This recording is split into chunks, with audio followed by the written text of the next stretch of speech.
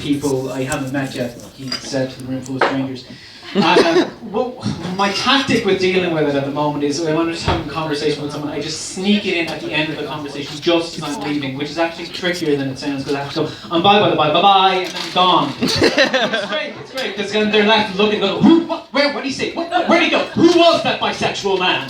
But it's too late, I'm gone, I'm galloping off into the night on a black stallion, who also goes both ways. Walking and galloping.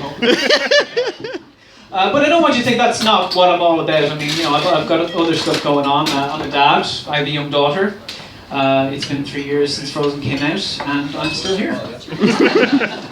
But parenthood is fantastic. No, it's such an eye-opener. I'm not just saying that because I never sleep. It really brings it home to you just how much things have changed since you were at that age. When I was like 23.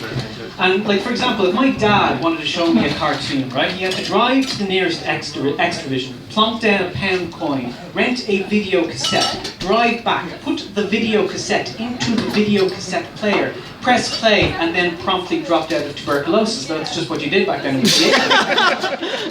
Whereas all I have to do is just like, you know, bring up a cartoon on the smartphone and show it to my daughter.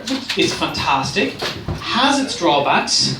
For example, I was picking her up from creche the other day, and she turns to me and she says, good and loud enough so that the entire place can hear. She looks at me and says, Daddy, will you show me Mickey on your phone?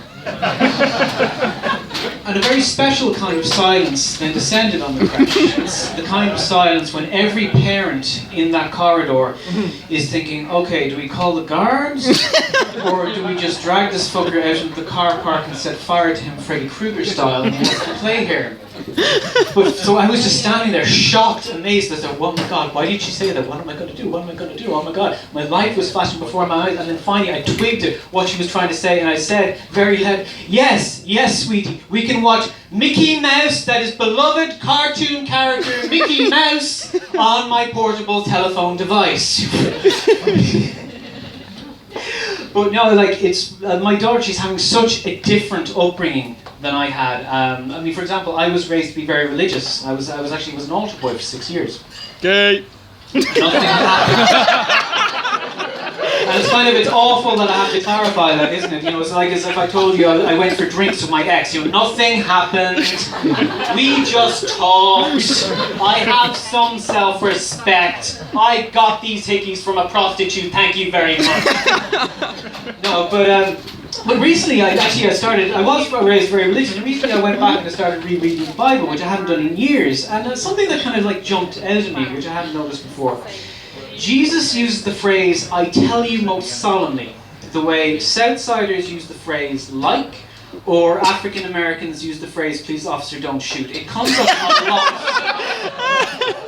I'm punching up. But yeah, no, I was thinking, why does he keep saying this? And I said, well, first, okay, he's doing this for emphasis. You know, it's like, I tell you, do unto others as you would have others do unto you. Yeah. I tell you most solemnly. Shit, okay, he's serious. But then I thought, no, wait a minute, there's something else going on here.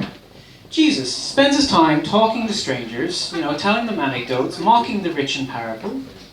Jesus is a stand-up comedian. And this whole I tell you most solemnly thing, he's trying to make this his catchphrase. He's probably there, you know, a rich man will sooner, a camel will sooner pass through the eye of a needle than a rich man will enter heaven. I tell you most solemnly. And off to the side, there's two disciples just with their faces in their hands going, it's not going to happen, stop trying to make it happen. But he sticks with it. And at his greatest gig, the Sermon on the Mount, he's up there, he's giving it loads, he's on fire, the audience are loving it. Any peacemakers in the house tonight? Blessed are the peacemakers, yay! I gotta love the pure of heart, any pure of heart last night, blessed are the pure of heart, yay! We're the meek, blessed are the meek.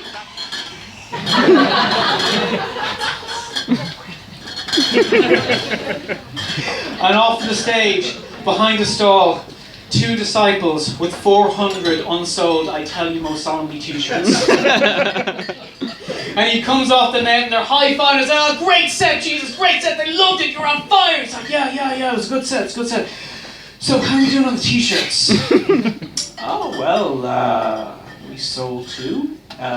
Your mother came by and she bought one. She bought one for herself and one for your dad. You know, I mean your dad, not your dad.